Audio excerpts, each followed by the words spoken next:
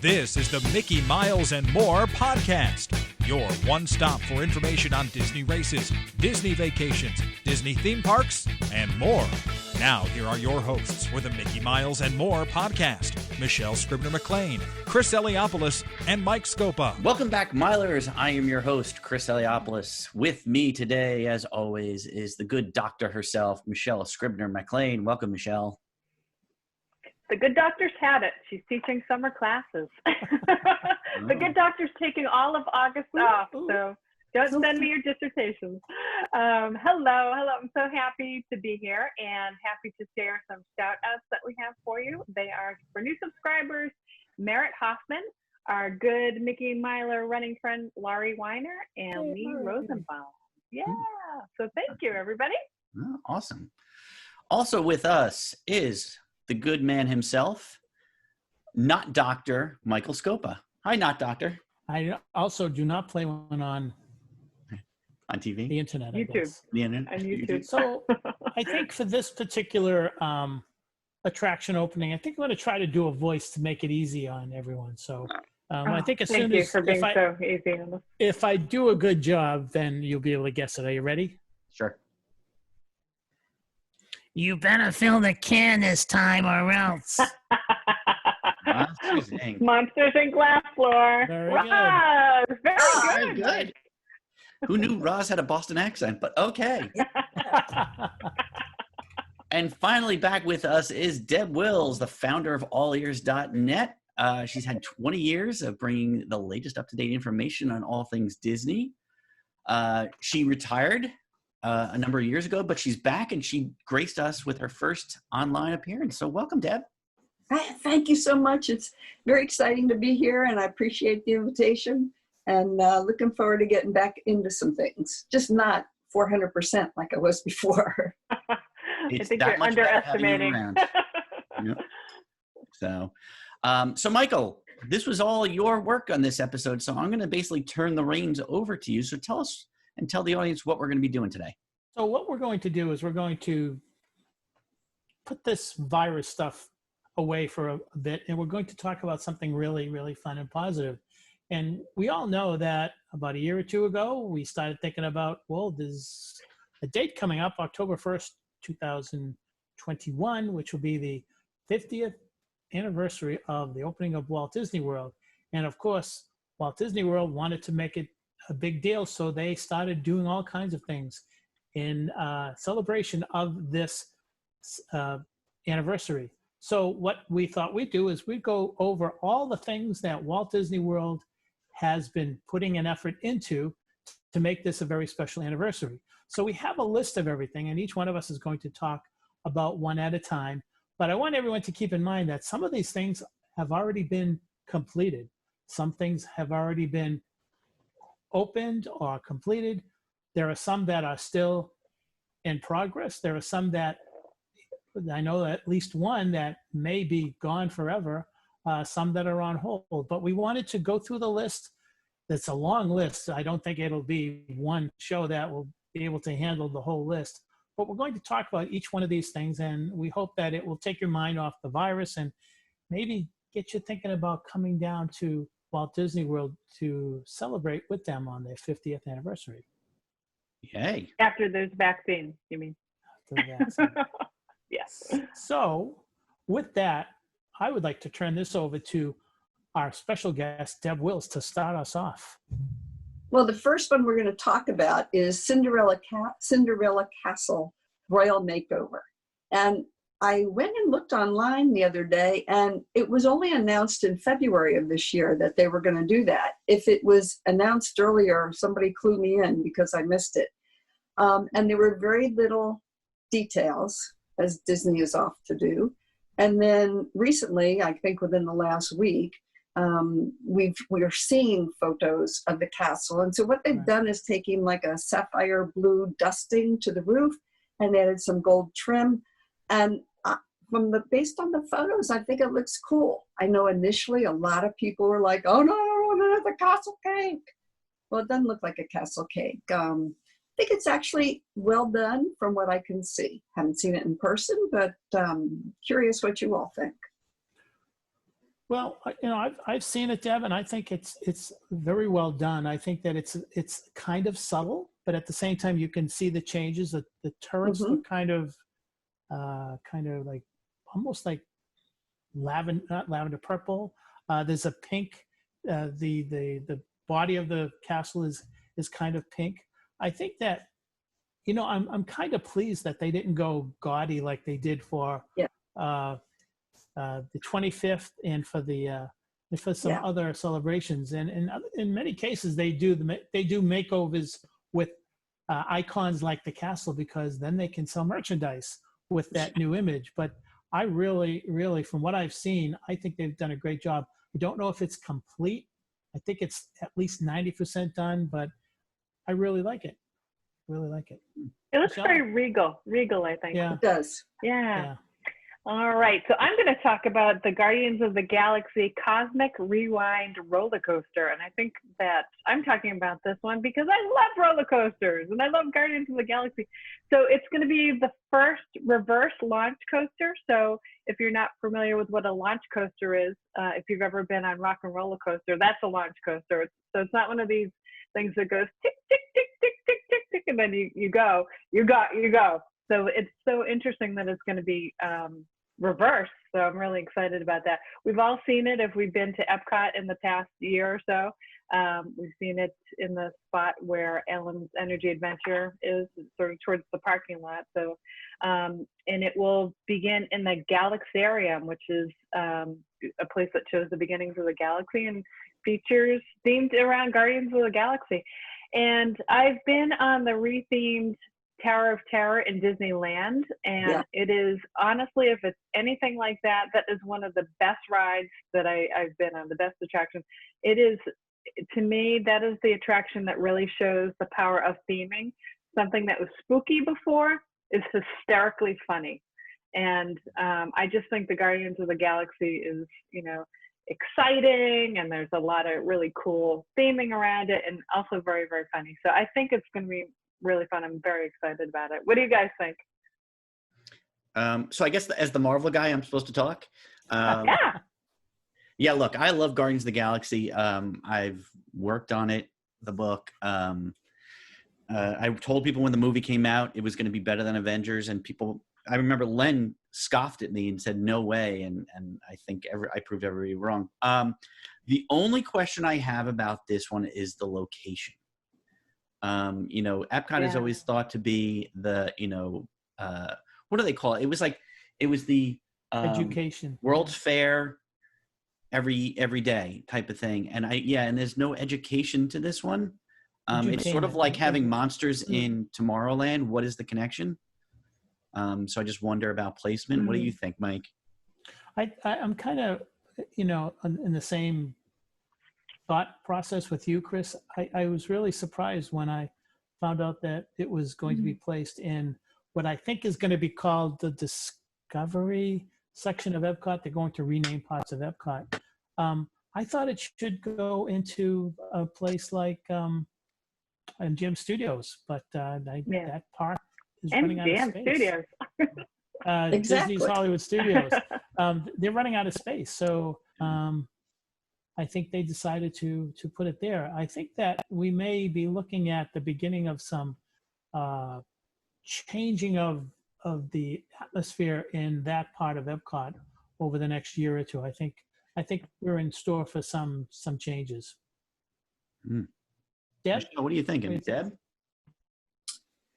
I agree with Michelle. I was so excited when I finally got to ride the new Tower of Terror out in Disneyland. And for me, the big key to any attraction is don't look at it keep it as to itself as possible so I can have a real firsthand experience. And B, when the ride or attraction is done, am I like, let's get back in line? And I did for that one, and I found myself like bending over to see the screen as it was closing down, and did an awesome job. So if it's anything like that, I agree, it's going to be amazing. Does anybody know who the lead Imagineer is, or any of the Imagineers working on that? You guys are the inside. You and Mike are like sort of the inside people. I wish I knew more people in-house. I mean, I've actually done work for Imagineering in the past, but I really don't know anybody there. But yeah, it should be interesting. Maybe it's by committee. Could be. All right, Chris, your turn. Next one up. So next one we're going to do is the Tron Light Cycle Run roller coaster. I'm just going to read this because it's probably like right off of their website.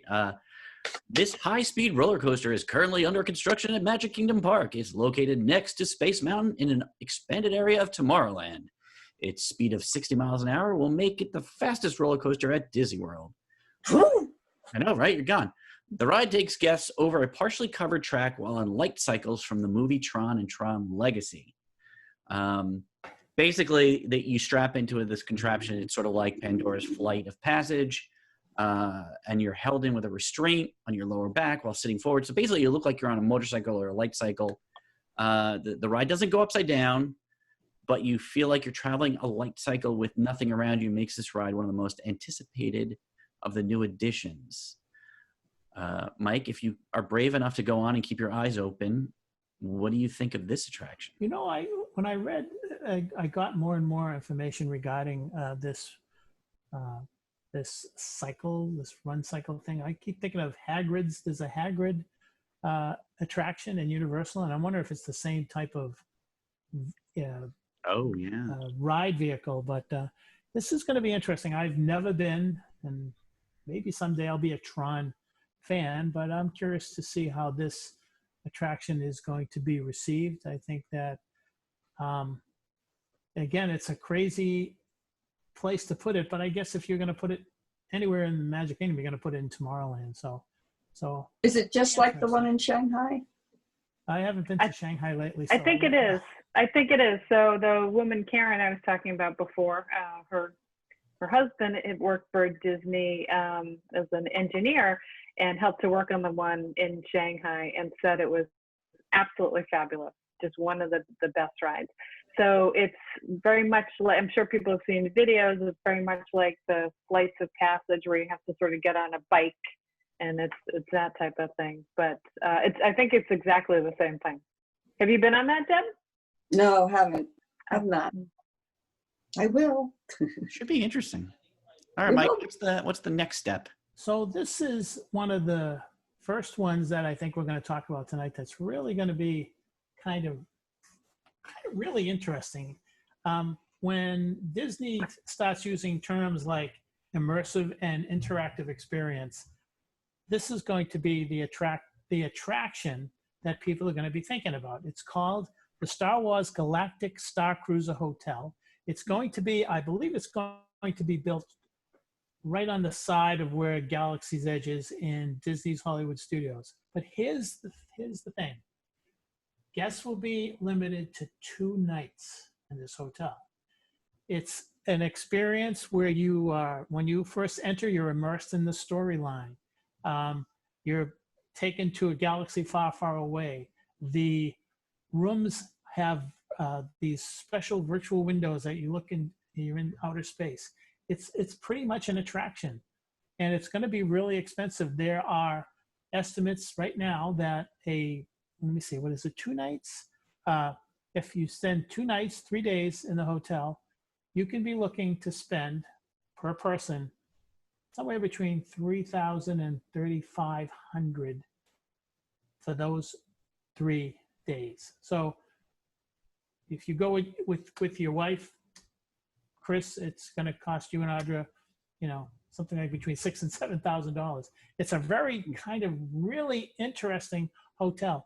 I don't know how successful it's going to be because of the expense, but it's a really interesting attraction that they're adding to the studios.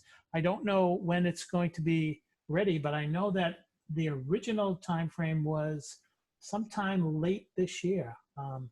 So I think everybody should be keeping their eyes on that, because it's going to be interesting to see how well it's received, how popular it's going to be, and if they're going to be tweaking the price. So keep your eyes on that. It's called the Star Wars Galactic Star Cruiser Hotel. So any of you guys interested in staying at that hotel? Not at $3,000 a person. Oh. I'd rather go on a cruise. You're going on a nice cruise for that money. Yeah. Chris, what about you? God, First of all, I wouldn't leave the hotel if I was paying that much. well, I was going to say, like, you're you're paying for an isolated vacation. You're not going to the parks. Right. You're not leaving. You're Yeah, staying there yeah. for 3 days, which, again, my deal with cruises seems to be the same thing. Why would I sit in a hotel for 3 days? And I love Star Wars. Like, I love the idea. I just can't justify a 3-day vacation that's going to cost me probably upwards of at least 10 grand based with food and Exactly. and things you want to buy, like tchotchkes and stuff like that. I don't know. They really have to rethink that. I mean, I'd have to know exactly what I was getting to even consider spending that kind of money. I know, Deb, you're loaded, so you have no problem spending that money. That's it.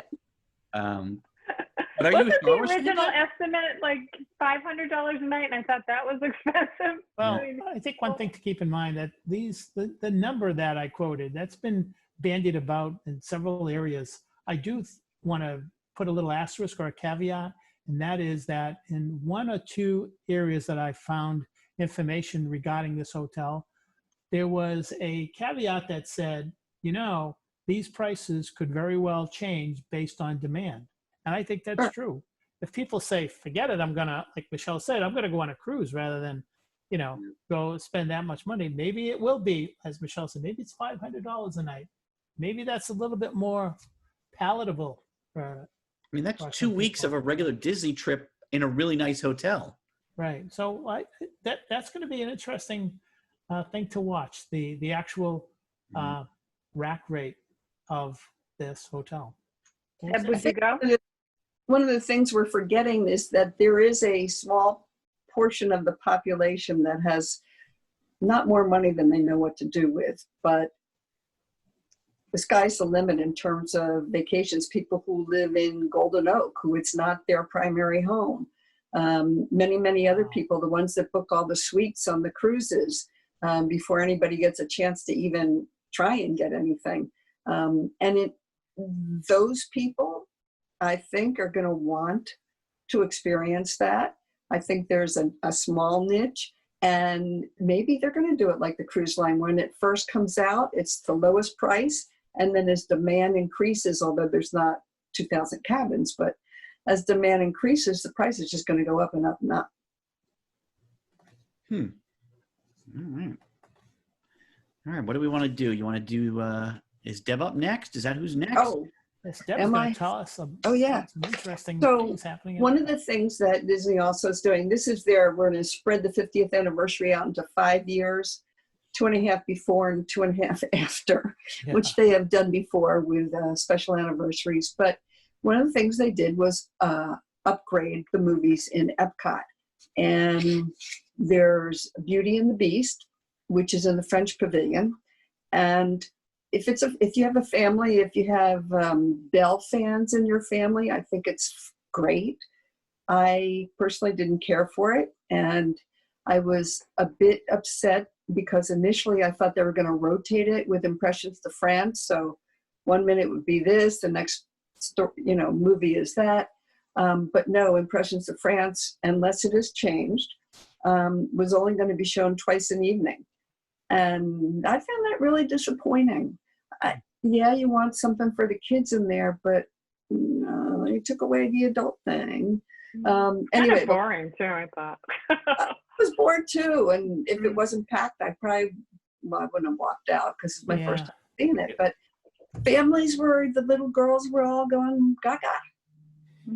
It was a forced film. They were trying to piece together parts of Beauty and the Beast, and I think LeFou was probably the focus. I was also disappointed, Deb, when I saw it. I was hoping it was going to be a live performance by several, cast members singing, and I think that would have been much better. Sort of like what they do with the Frozen sing-along in the studio. Exactly. Frozen Ever After or whatever. Exactly. But I was kind of there. I'll tell you, probably didn't cost too much money to put that together. That's for sure. No. Or staff it or run it. So over in the land, Awesome Planet debuted in, I think, mid-January or late January. It is in the same home as The Lion King, where they're Timon and Pumbaa were planning a vacation villa resort, and it was all very ecologically immersed. And in the beginning, Symbiosis, which was probably a drier film, more scientific about the land. And I have not seen Awesome Planet, so I don't know if any of you have, and you can speak to it, but I don't know. I have not seen it. Did you guys see when you were up there? Down there? Not, no. I know Ty Burrell from Modern Family hosts it, right? Oh, is that it? Okay. Yeah. Mike didn't include it in the notes. Kidding. Okay.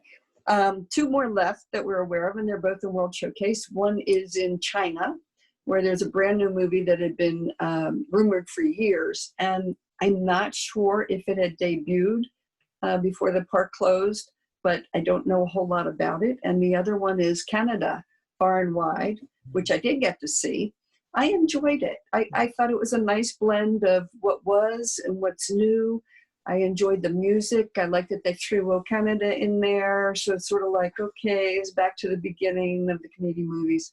I know a couple of people who said, no, it's not true to form and it doesn't have this and that and the other thing. But I thought it was great entertainment. Yeah. You brought up a great point, Deb, about, I really like the Martin Short version too. And I mean, why not rotate it through to make it more interesting for people? Put it on a loop where there are a few different films. People can see classic and the updated one. Exactly. Especially with all these digital projections now, they probably should be able to do that real easy. Right. Yeah. But I think that's it for the new movies in Epcot. And Do you have it'll China? be one of the things. It'll be interesting to see how they do the theaters when they reopen them in the new world of COVID. And we'll see. Are you doing a China one as well? Mike, did you have a Wonders China on the list? I think Deb covered that, yes. Yeah. I meant that, but I don't know if it debuted or not. I don't think it has, Deb. I know very little about it, except that it's been rumored for years that they were going to give us a new China film. Okay. So, Mike, I think we're sort of at our limit time-wise, so maybe we'll stop there and we'll pick up on some of these on a future show. But while we're here, Deb, I just, welcome back to the Mickey fold. So what does this mean for you now? What are you going to be doing? Are you going to be kind of going on shows and giving your opinions on things? What's your plan?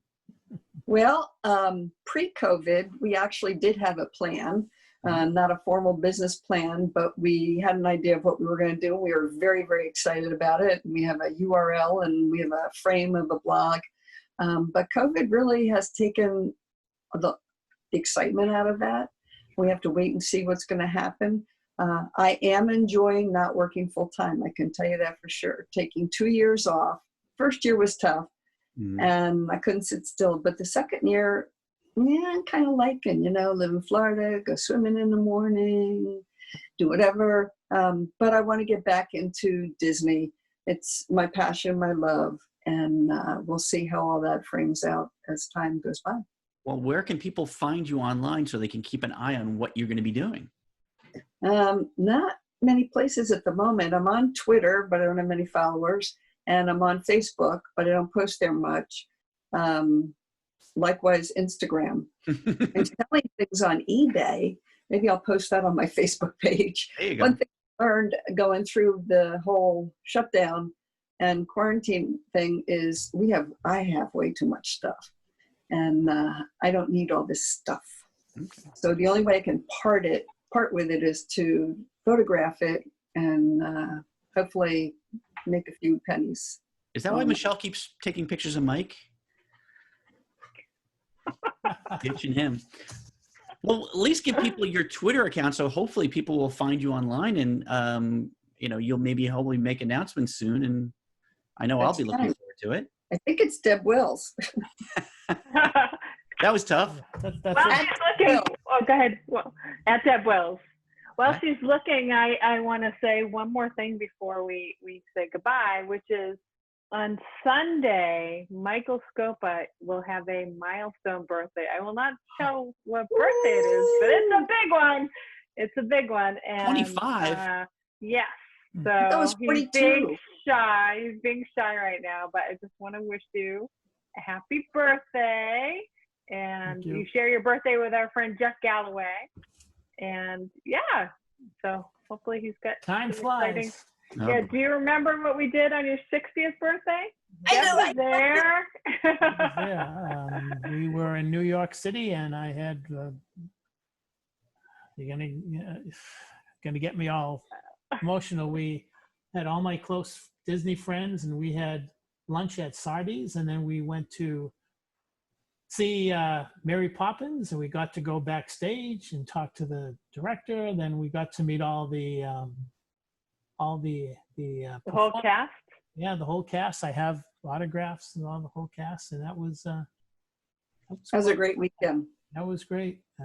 We went to Central Park. Carriage ride.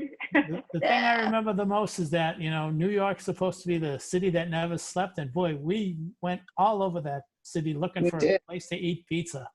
And we couldn't Yes. find it. And we had just met Chris. We had just met Chris at that point. Aw, so I missed out on the fun. Yeah. We'll have to do it again on Sunday, right? There you go. So happy birthday, Mr. Happy Michael. birthday, Michael. Happy birthday, Michael. Thank you. You're Many, only 25 many once. Thank you. So that's going to wrap it up for us today. On behalf of Deb Wills, Michelle Scribner-McLean, Mike Scopa, we hope you hit the subscribe button down below, and we'll see you on the next show. Bye. Thanks, everybody.